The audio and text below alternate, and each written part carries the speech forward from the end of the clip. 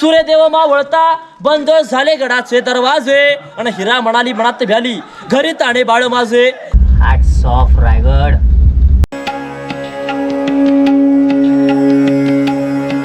आता समोर आपण जो रेलिंग बांधलेला आडवा डोंगर पाहताय, डोंगराचं नाव आहे Takmak Tok. Welcome to heaven on the earth. माझ्या राजाची राजधानी रायगड. अंगावर शहारा येतोय काहीतरी. याच ठिकाणी शिवरायांचे पदस्पर्श नेहमी लागत असतील. तेच हे जगदीश्वराचं मंदिर. छत्रपती शिवाजी महाराज की जय. हे बांधकाम जोडण्यासाठी गुळ, चुना आणि शिस या 3 पदार्थांचा उपयोग केलेला आहे. आणि एकदा का किल्ल्याचा मुख्य गेट म्हणजे महादरवाजा बंद झाला की राजे तुमच्या आज्ञेविना या रायगडावरती फक्त हवा आणि वर्ण खाली जाईल ते पाणी एवढा बेलाग आणि बुलंद रायगड बांधेल असे.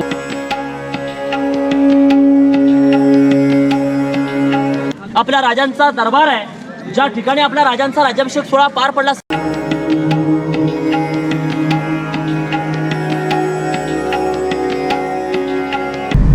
Welcome back to another vlog of Undage travellers. मित्रांनो, स्वागत आहे सगळ्यांचं एका नवीन व्लॉगमध्ये, एका नवीन सिरीजमध्ये. चाललो आहे रायगड किल्ल्यावर. एक्सप्रेसवेला आलो आहे आणि या वेळेला आपल्या टाटा टिगोर IC इंजिनी चाललो आहे आणि सोबत आपल्या पप्पा, मम्मी, बहीण आहे माझी रीना, हाय, आणि आहे आमचा आरव. हाय, से हाय.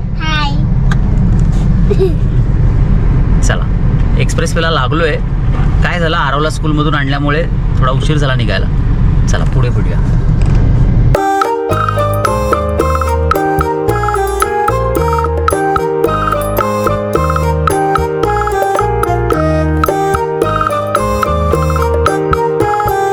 पहिला ब्रेक घेतला आम्ही तावडे वडा. खूप सुंदर वडा आहे.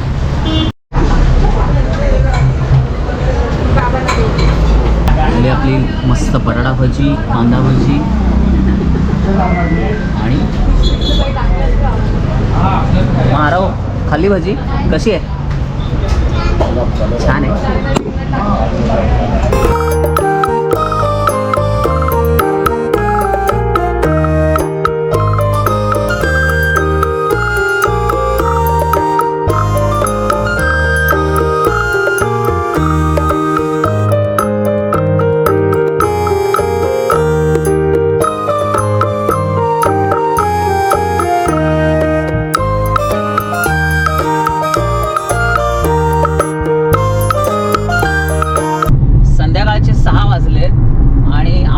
पालीजवळ पोहोचतोय. अजूनही रायगड राहिले 73 किलोमीटर्स.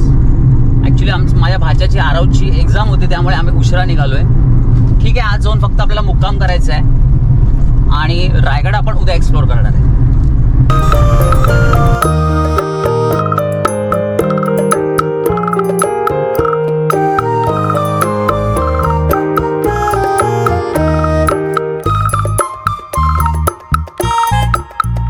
ओके, तर मुंबई गोवा हायवेला लागलोय.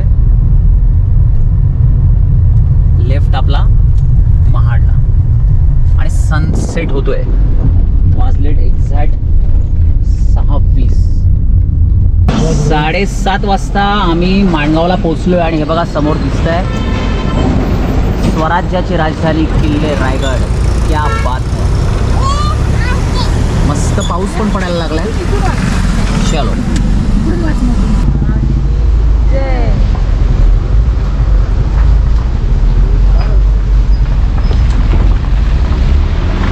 रायगड रोपवेच्या बाजूलाच आमच्या हॉटेल रायगड उपहारगृह आहे. तिथे आम्ही जेवणाची ऑर्डर दिली. चला, शाकाहारी थाळी आली, पिठलं, डाळ, पनीर. नॉनव्हेज थाळी आली आहे, चिकन, तांदळाची भाकरी. Welcome to Raigad ropeway. मित्रांनो, रायगड रोपवेलाच आपलं बुकिंग आहे. इथे स्टे पण आहे त्यांचा, अप्पर पण आहे, लोअर पण आहे. पण आपण लोअर केसमध्ये बुकिंग केलं आहे. चला तुम्हाला रूम दाखवतो कसं आहे. वाव, सुंदर वाटतो ना. चला, आणि हा आमचा रूम आहे. 2 रूम घेतलेत आम्ही. आरवने कल्ला करायला सुरुवात केली. मग आवडला आरव? एक्स्ट्रा बेड आम्ही घेतलाय. अरे हळू. AC आहे, सिटिंग आहे छान. गार वाटते कारण पाऊस पडला ना. चांगला बेसिक रूम आहे. वर आमचा पण दाखवतो तुम्हाला. आणि हा सेकंड फ्लोअरवरचा आमचा रूम आहे. AC आहे आणि चांगला रूम आहे. बाल्कनी पण आहे आणि प्रॉपर रोपवेच्या अगदी बाजूला आहे. त्यामुळे उद्या इथूनच आम्हाला रोपवेचा ॲक्सेस आहे. पप्पा मम्मी आणि आरव असल्यामुळे आम्ही रोपवेची 2 वे बुकिंग केली आहे. ॲक्च्युली मी जवळपास 15 वर्षापूर्वी रायगडला चढून गेलो होतो. त्यानंतर मी आज येतो. त्यामुळे दोघंही खूप एक्सायटेड आहेत. सगळे एक्सायटेड आहेत, पप्पा मम्मी. सुंदर व्ह्यू आहे बाल्कनीतून. पण आता काय दिसणार, कारण आम्ही पोचलोच. आरवच्या एक्झाममुळे सगळं गडबड झाली. त्याची एक्झामच 3 वाजता सुटली आणि तिथून मग आम्ही निघालो. त्यामुळे पोचलोच आम्ही इथे काळोखात. त्यामुळे सकाळी बाहेरून भन्नाट व्ह्यू तुम्हाला दिसेल. भेटूया उद्या. Good morning friends. रोपवे दिसतोय बघा. हा वरच रायगड किल्ला आहे, पण धुक्यामध्ये पूर्ण हरवला आहे. रायगडाच्या पायथ्याशी आहे. हीच फिलिंग एवढी जबरदस्त वाटते ना. खूप एक्सायटेड आहे मित्रांनो. परिसर दाखवतो तुम्हाला. सकाळी एवढं फॉग होतं. आता सकाळचे 8 वाजलेत तरी पण धुकं बघा.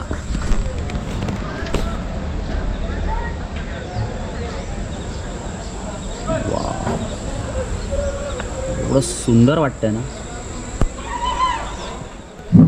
आणि हे बघा, वरच रायगड फोर्ट आहे पण दिसत नाही.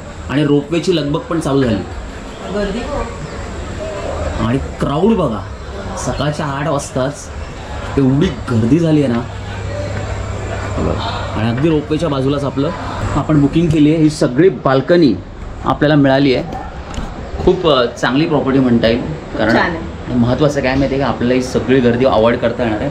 आणि आपल्याला डायरेक्ट ॲक्सेस आहे, कारण आपली बुकिंग इकडे. आणि अर्थातच रोपवेचं पण बुकिंग आपण आधीच ऑनलाईन केलं आहे.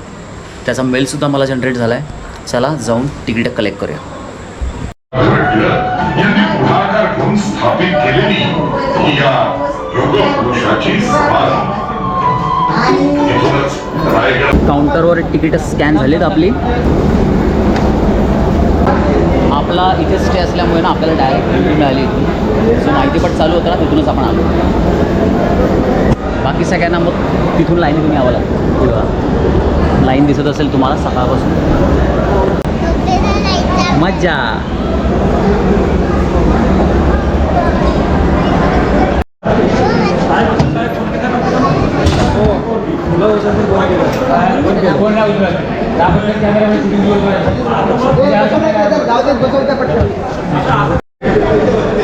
येस, फायनली सगळे रोपेमध्ये बसलो आहे आणि हे निघालो आहे आम्ही रायगड किल्ल्याकडे थेट.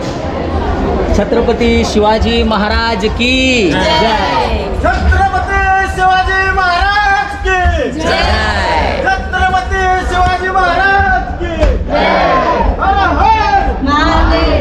हर हर महादेव. जय भवानी. जय शिवाजी. आणि हे वातावरण बघा. हे अनुभवायचं असेल तुम्हाला पावसाळ्यातच यायला लागेल. हा राव, कसं वाटतंय? छान वाटतंय. आवडला ना?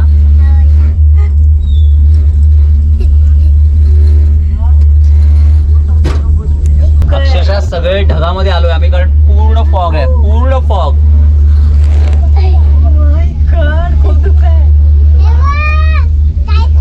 हेच तर एक्सपिरियन्स करायला आलोय आपण मुद्दामून ऑगस्ट मध्ये. बघा, काही दिसत नाहीये. उगाच रायगडाला स्वर्ग म्हणत नाही. 4 मिनिटातच आपण पोहोचलोय. आलो.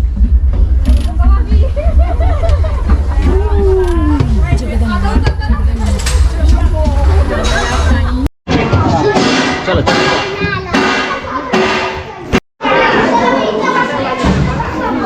Welcome to heaven on the earth. माझ्या राजाची राजधानी रायगड.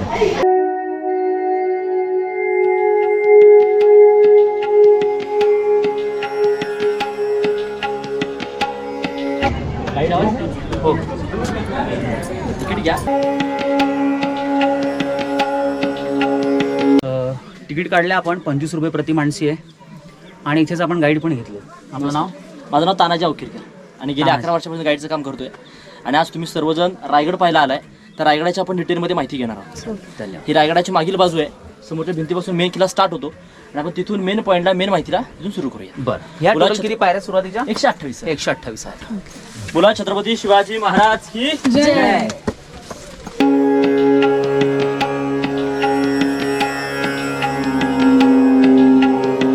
शिवरायांच्या पदस्पर्शाने पावन झालेल्या पवित्र अशा रायगड भूमीत आपल्या ग्रुपचं सरचं स्वागत आहे. सर माझ्यावर माझं नाव आहे तानाजी महादेव अवकिरकर.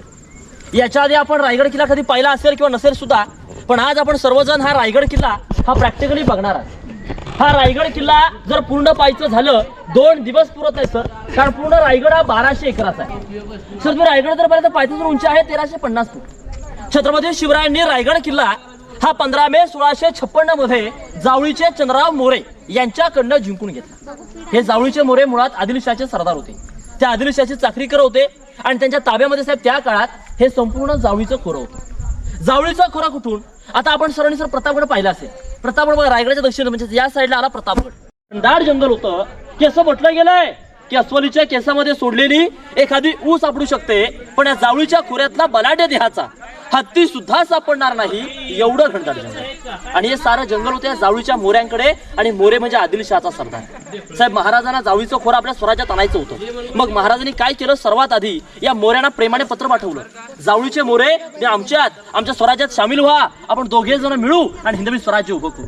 पण साहेब जावळीचा मोरे हा उर्मट होता, उद्धट होता, गर्विष्ठ होता, घमंडी होता. तर महाराजांना उलट पत्र पाठवलं आणि त्या पत्रात त्यानं काय लिहिलं की तुम्ही कसले राजे, तुम्ही केव्हा राजे झालात? स्वतःला राजे समजणारे आपण आहात कोण? या जावळी प्रांताचे खरे राजे आम्ही होतो. तुम्ही या ना जावळी तर दारुगोळी, तुम्हाला उद्याच तुम्ही आज या, तुमच्या स्वागताला आम्ही दारुगोळा तोफखाना सज्ज केलाय असं पत्रात लिहून आपल्या महाराजांशी युद्धाचं चॅलेंज केलं. चंद्रराव आता मात्र खुर्जू राजा निवडक 125 सरदार निवडले आणि जावळी प्रांतावर आक्रमणासाठी पाठवले. 145 सरदारांनी जावळी प्रांताला 3 महिने वेढा दिला आणि या वेड्यामध्ये या चंद्रराव मोरेचा भाऊ हनुमंतराव मोरे प्रतापगडाच्या पायथ्यालाच मारला गेला. त्याचा वध झाला. आता चंद्रराव मोरे घाबरला, त्याला वाटलं शिवराय आता आपलं देखील वध करणार, आपल्यालाही मारणार. त्यामुळे तो 15 मे 1656 महाराजांना शिवणारा आणि साहेब त्याच दिवशी हे जावळीचं खोरं, रायरीचा डोंगर अर्थात रायगड किल्ला जो आहे हा महाराजांच्या ताब्यात आला. महाराजांनी किल्ला जिंकला. याचा असेल रायगड अनुभवायचा असेल तर पायी आलं पाहिजे, कारण जोपर्यंत आपल्या डोक्याचा घाम पायापर्यंत जात नाही तोपर्यंत या रायगडाचं महत्व काही कळत नाही. आता आपण सर्वजण ज्या पायऱ्या 2007 साली झालेल्या आहेत. या साली तुम्ही जे रूम्स पाहताय हे सगळे इथे एमटीडीसीचे रूम्स होते, राहण्याची इथे या ठिकाणी व्यवस्था व्हायची, त्याचं ऑनलाईन बुकिंग व्हायचं. पण लॉकडाऊन नंतर वरती राहणं बंद केलं. आता वर राहायला आलो नाही, हे कंपल्सरी आता बंद असतात. त्या साईडला दिशा पलीकडे बोर्ड आहे, तिथून आपण 1 तास कंटिन्यू चालत गेलो. आपण रायगडच्या पश्चिमेला पोहोचतोय. ज्या डोंगराचं नाव आहे हिरकणीचा उडतो कडा, त्या साईडला पाहायला मिळतो. ऍक्च्युली डोंगर हा तुम्ही रोपलेला तोच कडा, फक्त त्याची पश्चिम दिशा तिकडे जिथे माझी बासरी उतरली होती. म्हणजे जो कडा पाण्यात आपल्या अंगावरती काटा होती तो कडा ती माझ्या बासरी होती. हिरकणी या साईड पाहायला मिळेल, ती रायगडच्या पश्चिमेची बाजू. आणि टोकापर्यंत जायचं म्हटलं, बुर्जापर्यंत जायचं म्हटलं तर जवळजवळ पाऊण ते 1 तास कंटिन्यू चालत पुढे गेलं पाहिजे. ती रायगडची पश्चिम बाजू. आता आपण सर्वजण ज्या दरवाजाने प्रवेश करणार असतो या दरवाजाला म्हटलंय मेना दरवाजा. शिवकाळामध्ये शिवरायांच्या राण्या राजघाटातील स्त्रिया या सूर्यास्त आणि सूर्योदय पाहण्यासाठी मेण्यामध्ये बसून येतं करायच्या म्हणलं मेना गेट म्हटलंय. ही रायगडाची दादा मागील बाजू. आता आपण सुद्धा या गेटनं मेन किल्ल्यात प्रवेश करणार आहोत. बोला छत्रपती शिवाजी महाराज की जय. हर हर. आपण सर्वजण ज्या महालामध्ये उभे आहोत या अशा पद्धतीचे अशासारखे सेम महात्माला लाईन मध्ये शेवटपर्यंत 6 पायऱ्या मिळतील. सगळे महाल सारखेच आहेत सर. महालांचं नाव आहे राणीच्या महालाचा भाग. 6 महाल आहेत म्हणजे छत्रपती शिवरायांच्या 6 राण्या या रायगडावरती राहत होत्या. विचार करा, जर महाराजांच्या 6 राण्या या रायगडावरती होत्या मग आपल्या महाराजांना एकूण राण्या किती? तुम्हाला कोणाला माहिती आहे का महाराजांना राण्या किती? महाराजांना 8 राण्या होत्या. महाराजांनी 8 राण्या का केल्या? तर शिवरायांनी त्या काळात काही नामवंत सरदारांच्या मुलीची लग्न केली. शिवरायांकडे स्वतःचं सैन्यदल कमी होतं. आपलं सैन्यदल वाढावं, स्वैरसंबंध वाढावा, स्वराज्य वाढीसाठी आपल्या महाराजांनी 8 राण्या केल्या. इथं पाहता 6 पायऱ्या मिळतात. मग त्यांच्या उर्वरित 2 राण्या कुठे राहायच्या? महाराजांच्या पहिल्या राणी होत्या पठार आणि सईबाई. छत्रपती संभाजी महाराजांच्या आई या राजगडावरती राहायच्या आणि संभाजी महाराज हे आपले 2 वर्षांचे असताना सईबाईंचं राजगडावरतीच निधन झालं. आणि महाराजांच्या 3ऱ्या राणी पुतळाबाई या पाचाडमध्ये राहत होत्या राष्ट्रमाता राजमाता जिजाऊंच्या सेवेसाठी. कारण आई जिजाऊंना उतरत्या वयात या रायगडाचं हवामान हे वातावरण काही सहन होत नव्हतं. त्यांच्या सेवेसाठी पुतळाबाई पात्रामध्ये राहत होत्या आणि ज्या उर्वरित 6 राण्या होत्या ते इथं राहायच्या. महालांची रचना अशी आहे, हा पहिला 4थरा हॉल, दुसरा 4थरा बेडरूम, एकीकडे खिडकीची हवा करण्यासाठी आहे आणि एक साईडला होते अटॅच टॉयलेट. आणि एवढ्या उंचावर त्यावेळेला महाराजांनी त्या काळात 350 इमारती बांधल्या. मग विचार करा की त्या काळात राजाने इमारतींसाठी असे मोठमोठे दगड आणि एवढे सारे दगड एवढ्या उंचावर आणले कसे असतील? पायानं शक्य होतं का? त्याकडे 4 मिनिटाचा रोपे नव्हता. महाराजांनी एका दाडावर 2 किंवा असं याच्या किल्ला जिंकायचं नव्हतं पाणी. राजाने काय केलं? सर्वात आधी गडावरती मोठमोठी 11 तलाव खोदली, 84 पाण्याच्या टाक्या खोदल्या, त्यातनं जो दगड निघाला त्यातूनच गडाचं काम केलं. हे बांधकाम जोडण्यासाठी गुळ, चुना आणि शिसं या 3 पदार्थाचा उपयोग केलेला आहे. रायगडाच्या आर्किटेक्ट हिरोजींनी काम पूर्ण केलं, पण सर बांधकाम झालं.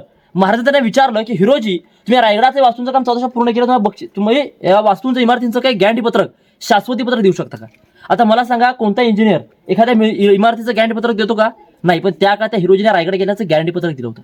ते काय होतं की जोपर्यंत आकाशात चंद्र, सूर्य, तारे तळपत राहतील तोपर्यंत माझ्या या बांधकामांना काही होऊ शकत नाही. आणि एकदा का किल्ल्याचा मुख्य गेट म्हणजेच महादरवाजा बंद झाला की राजे तुमच्या आज्ञेविना या रायगडावरती फक्त हवा आणि वर्ण खाली जाईल ते पाणी एवढा बेलाक आणि बुलंद रायगड बांधेल असं घडलं होतं. आजकालचा एखादा आर्किटेक्ट असं गॅरंटी पत्रक देऊ शकतो.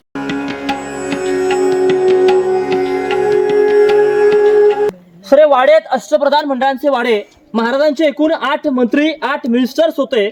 आणि सर त्या इथूनच 365 गडांचा कारभार पाहिजे. जसं आज आपल्या देशाचा कारभार दिल्लीमध्ये मंत्रालयात चालतो, त्या काळात इथून केला जायचा हे सगळं मंत्रिमंडळ. या ठिकाणी तुम्ही जर आता दुकानामध्ये क्लिअरली दिसत नाहीये, या सगळ्या सर्व जाळले खड्ड्यात याला म्हटलं धान्यांचा कोठार किंवा कैद्यांचा कोठार. म्हणजे रायगड किल्ल्याला जर कोणी वेढा दिला, आणीबाणीची वेळ आली, हा चौथरा पाहताय. सर हा चौथरा अतिशय महत्वाचा आहे, कारण हा चौथरा म्हणजे आपल्या राजांचा वाडा आहे, जो पूर्वीच्या काळात सर पूर्णतः 2 मजली होता. एक नजरेसमोर आला की त्या काळातला राजांचा 2 मजली वाडा, वाड्याच्या वरती सागाचं छत, वर कुंभार नळीची कौलं, पूर्णपणे सजलेला वाडा. मग विचार करा की त्या काळात स्वतः राजे तर राहत होते, त्या काळात या वाड्याचं वैभव कसं असा.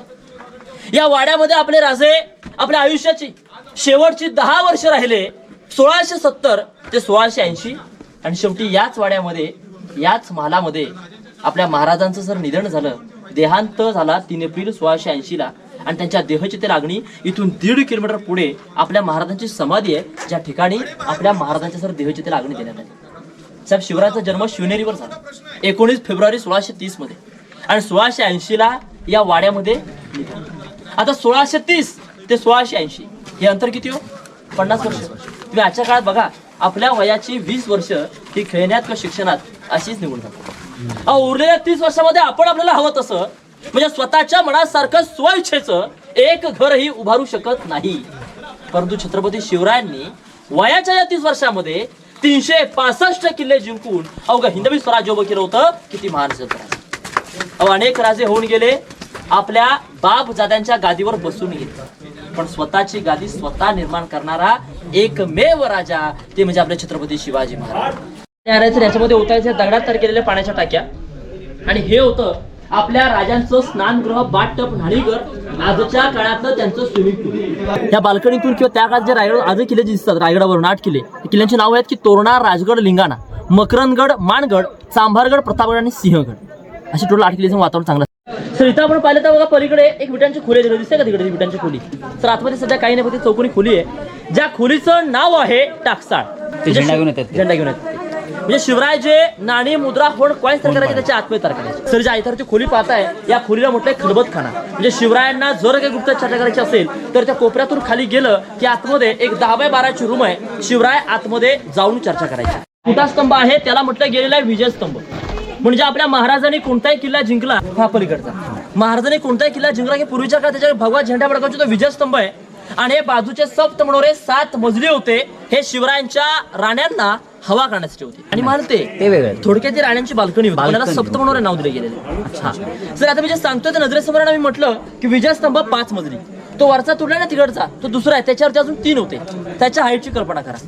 त्याच्यापेक्षा उंच हा बाजूचा, सर हा वरचा तुटलाय ना, हा तिसरा आहे, याच्यावरती अजून 4 होते वरती. याच्या हाईटची कल्पना करा. आणि पूर्वीच्या काळात याच्या 7व्या मजल्याच्या वर एक मोठी पाण्याची टाकी असायची. पाण्याच्या टाकीमधनं तांब्याच्या पाईपलाईननं पाणी खाली नेऊन प्रत्येक मनोऱ्याच्या मध्यभागी कारंजे तयार केले होते, इलेक्ट्रिसिटी नसताना.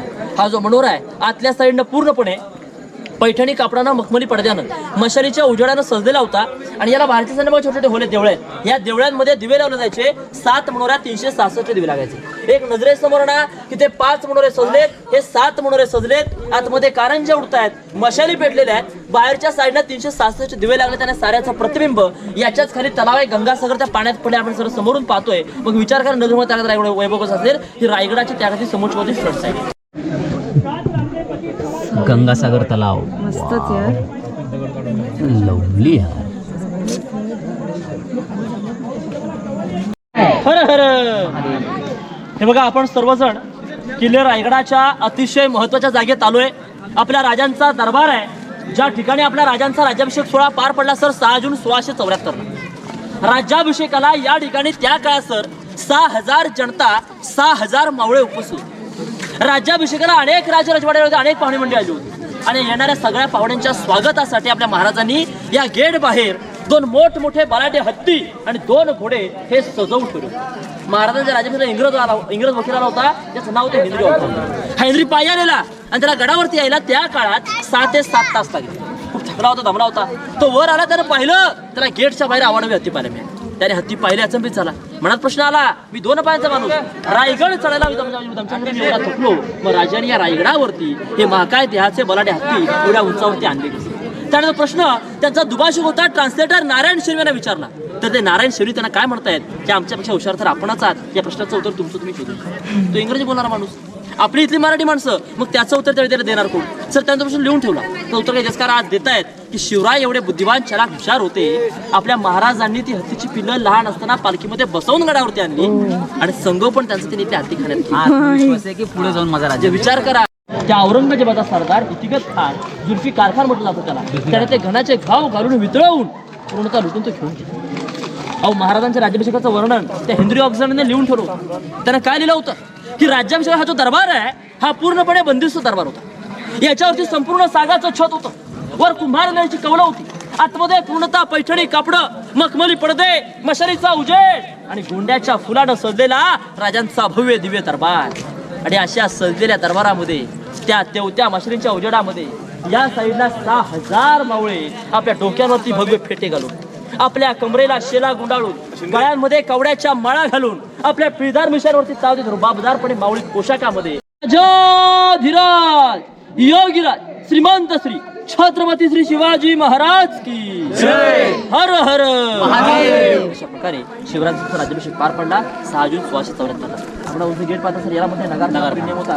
संध्याकाळी 5:30 वाजता याच्यावरती नगारे वाजले किल्ल्याचा मुख्य गेट म्हणजे महादरवाजा बंद व्हायचा.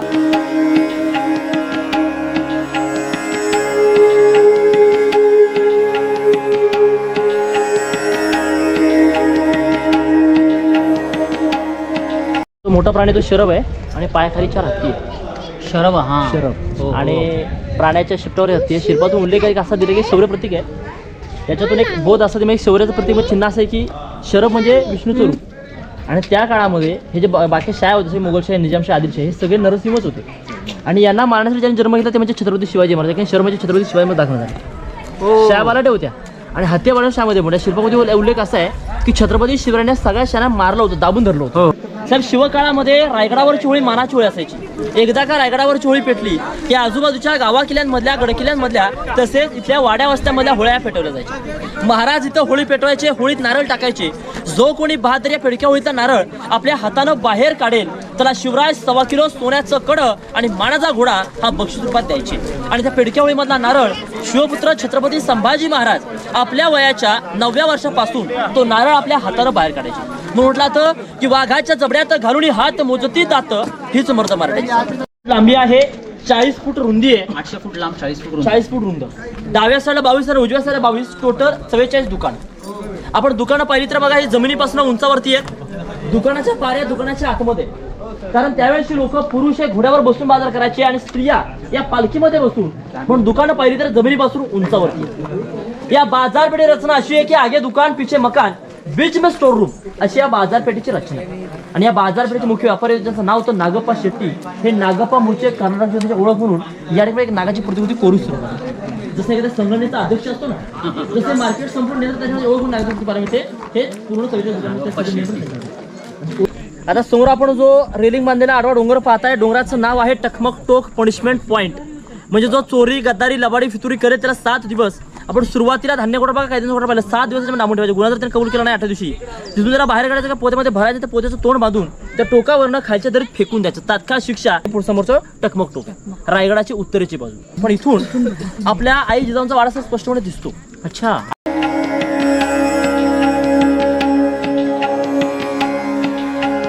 बघा पूर्ण धुकं आलाय तिकडे, अक्षरशः खालून वर येतात ढग. ते आहे राजवाडा आणि तिथून आता आपण चाललोय जगदीश्वराकडे.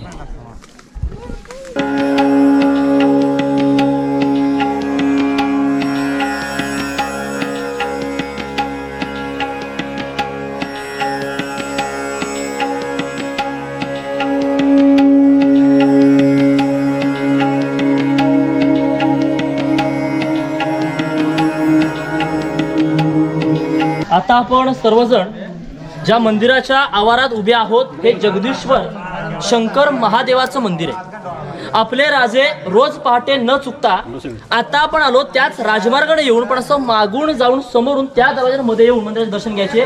ही मंदिराच्या समोर म्हणजे ही पूर्व दिशा आहे. आपल्याला या दरवाजामध्ये यायचे, मंदिराचे दर्शन घ्यायचे न चुकता.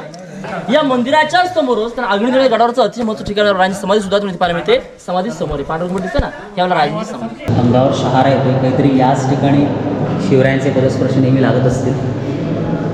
तेच हे जगदीश्वराचं मंदिर. आज पिंडी नाही आहे कारण जुल्फिकार खानाच्या आक्रमणाच्या वेळेला इकडची पिंडी हलवण्यात आली आहे आणि इथून जवळच वारांगी नावाच्या गावामध्ये ती नेण्यात आली. जुल्फिकार खानाच्या हल्ल्यामध्ये नंदीची तोडफोड झाली आहे. आतली पिंडीसुद्धा त्याच्या हल्ल्यापासून वाचावी म्हणून इथून फार लांब असलेल्या गावामध्ये हलवली. की घासल्या विना धरणे तलवारीच्या पातीला, अहो घासल्या विना धरणे त्या तलवारीच्या पातीला आणि शिवचरित्राशिवाय अर्थ नाही या महाराष्ट्राच्या काळामध्ये. ही काशी हो की कला जाती मथुरा में मस्जिद बसती, अगर न होते शिवराय तो सुन्नत सबकी होती. मी तुम्हाला हिरकणीची कविता ऐकवणार आहे. आता हिरकणीची स्टोरी आपल्या सर्वांना माहिती आहे की ती आता वाचली उतरली, पण कविता ऐकवतो. कविता अशी आहे की रायगडावर राजधानी ती होती शिवछत्रपतींची आणि कथा सांगतो ऐका आता येथील हिरकणी बुरुजाची. वसले होते गाव तळाशी वाळसुरे या नावाचे आणि राहत होते गरीब कुटुंब त्या गरीब धनगर गवळ्याचे. आई बायको ताना मुलगा कुटुंब होते छोटेसे आणि शोभत होत्या हिरा नावत्या तडपदार घरवालीचे. रोज सकाळ हिरा येत असे दूध घेऊन गडावरी आणि चालत होती उपजीविका त्या लेकीच्या धंद्यावरती.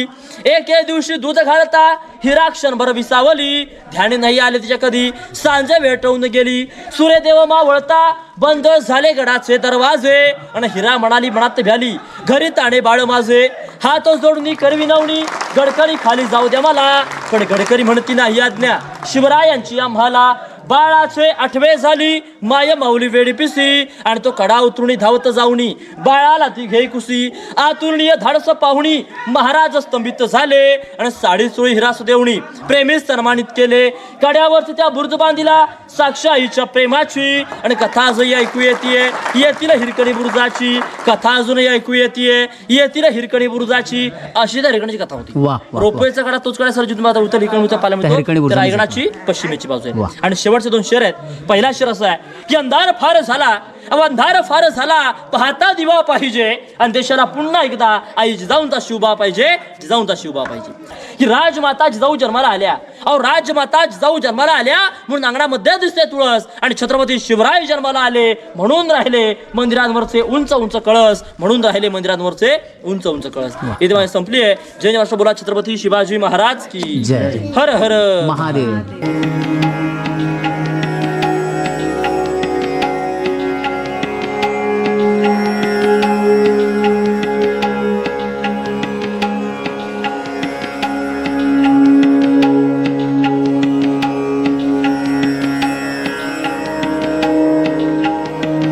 सेवेश ठाई तत्पर हिरोजी इंदलकर.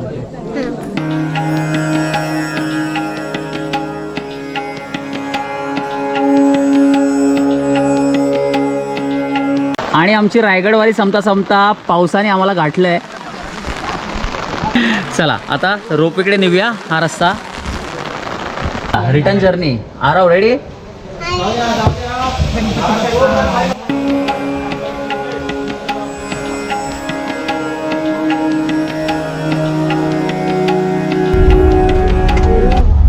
आता तरी व्ह्यू दिसत आहेत थोडेफार ना. हो हो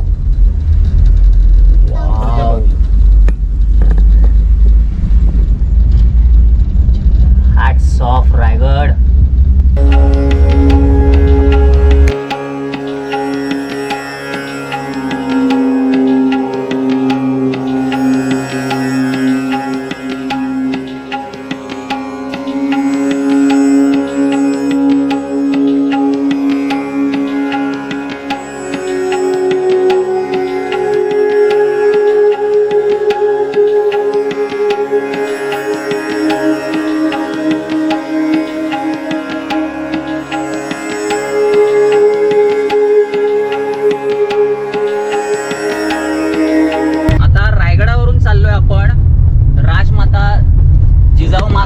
समाधीकडे म्हणजे पाचाडला.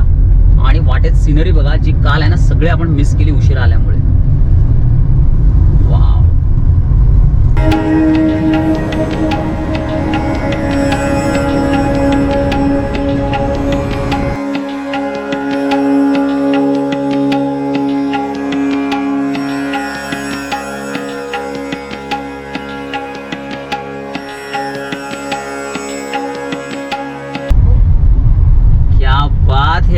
Look at view of Raigad. मागे रायगड किल्ला पाहू शकताय तुम्ही. मित्रांनो, रायगड किल्ल्याचा हा व्लॉग आपण इथेच संपवतोय. आपल्या टिगोरने आपण सगळी फॅमिली आता इथून चाललो आहे दापोलीला. त्यामुळे धमाल अजूनही येणार आहे. भेटूया दापोली, एक्सप्लोर करूया नेक्स्ट व्लॉगमध्ये. तोपर्यंत बाय. बाय. मस्त फिरा. मला स्वस्त जगा.